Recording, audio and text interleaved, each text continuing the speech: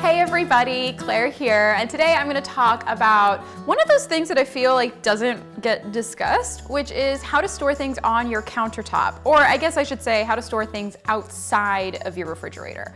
So I have a lot of items that I feel like people end up throwing in the fridge, but actually belong more so on the countertop. So I have here potatoes, onion, dried chilies, tomatoes, blackberries, citrus, and pineapple. And this is kind of a good cross section. So basically, all of these things are actually served better on your countertop or in a cool, dry place. And the reason why is because when you put them in the fridge, it actually chemically changes the fruit, the ingredient, whatever you're putting in there. So for instance, if you put the tomatoes or the onion or the potatoes in the fridge, it ends up causing the vegetable to actually break down a little bit. So with potatoes specifically, it gets the sugars going when they're stored below 50 degrees. So it gives them kind of this awkwardly sweet flavor. With the onions, it also changes the texture and brings out those sugars as well, but not in a good way. It doesn't make them sweet onions, it just makes it kind of, once again, awkwardly sweet. With the tomatoes, it's actually a texture issue as well. It makes them kind of mealy and soft, and it also, this is kind of anecdotal, but I feel like it constricts the flavor. When you leave them on the countertop, yes, they do spoil faster, but not at a super fast rate, and it actually means that the flavor is gonna get richer and deeper. So I always leave my tomatoes on the countertop, cherry tomatoes as well.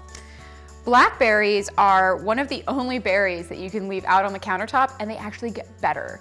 Raspberries and strawberries get kind of soft and they go bad really quickly, but blackberries, for some reason, I don't know why, they get juicier, plumper, richer, and this is actually a food styling trick that I learned when I used to be a food stylist. So we always leave the blackberries out on the countertop to make them prettier and just sexier. Citrus and any other fruit that has a thick skin, so think bananas, avocados, that kind of thing, they actually hold best on the countertop as well. It just allows them to stay ripe, and it also means that when you peel them, or if you want to use any of the skin, the oils are right there and ready to go. If you put them in the fridge, those oils kind of close up. It almost has, if you look at the skin, it kind of looks like a pore almost. So it causes the oils to sort of stay locked up. So if you leave them out, it means that it's going to be easier to use, easier to juice, but also the skin is going to have a lot more flavor. So for oil and vinegar, a lot of people think that these belong either in the fridge or they belong right next to your stove. That's where my mom keeps it, and I constantly tell her, "What are you doing? That's a terrible idea." Because what happens is it causes the oil to go rancid. Keeping it in the fridge isn't an issue, it's just kind of a waste of space. Like, you don't need to keep it in the fridge, it just means that the texture of the oil will sometimes harden up a little bit. Vinegar and oil are shelf stable, you do not need to put those in the fridge. But you definitely do not want to put them near your stovetop. Heat causes the vinegar and the oil to both go rancid, and believe it or not, both of these can go bad. I feel like a lot of people think that these are gonna survive like a nuclear war, and they are not Twinkies. That is not the case. So you actually wanna store these in a cool, dry place, along with onions and potatoes.